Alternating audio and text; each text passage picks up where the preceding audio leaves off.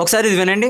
ఒక్క cinema hit అయితే loose ప్యాంట్లు, కొత్త కొత్త చెప్పులు, నెత్తి మీద క్యాపు, కళ్ళకు అద్దాలు పెట్టుకొని ఇట్లా నడిచే ఈ రోజుల్లో రియల్ కుర్రాడు బాంచేత్ ఇట్లుండాలండి హీరో అంటే. విన్నారా అందరూ? అసలు వాడు అర్థం కాలేదు. విజయ్ దేవరకొండ ఎలాంటి బట్టలు వేసుకుంటే మీకెందుకు అంటున్నా.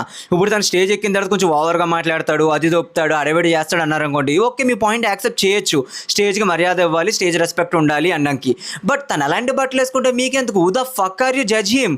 తన లైఫ్ అబ్బా, తను ఎలాంటి బట్టలు వేసుకోవాలనుకుంటాడు అలాంటివి వేసుకుంటాడు. ఒక హిట్ పడితే ఏంటి, 100 హిట్లు పడితే ఏంటి?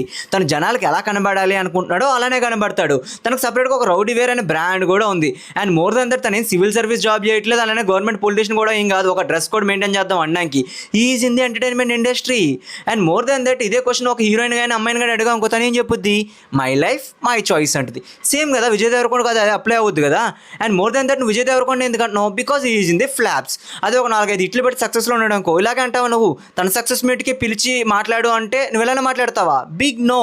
ఇప్పుడు ఎందుకు మాట్లాడుతున్నావు? తను ఫ్లాప్లో ఉన్నాడు కాబట్టి. అండ్ మోర్ దెన్ దట్ నాకు ఇది ఎలా కనబడిందిరా అంటే, లిటిల్ హార్ట్ సక్సెస్ మీట్లో బండ్లాంటి చెప్పిన దానికి విజయ్ దేవరకొండ ఒక కౌంటర్ పని చేస్తారనమాట. సో అప్పుడు అన్నదానికి ఇప్పుడు ఏదో తిరిగి మాట్లాడాలి కదా అన్నట్టు మాట్లాడినట్టు ఉంది, కానీ నాకు అందులో పాయింట్ ఎక్కడ కనబడలేదు. మీకేమనిపించింది ఇందులో?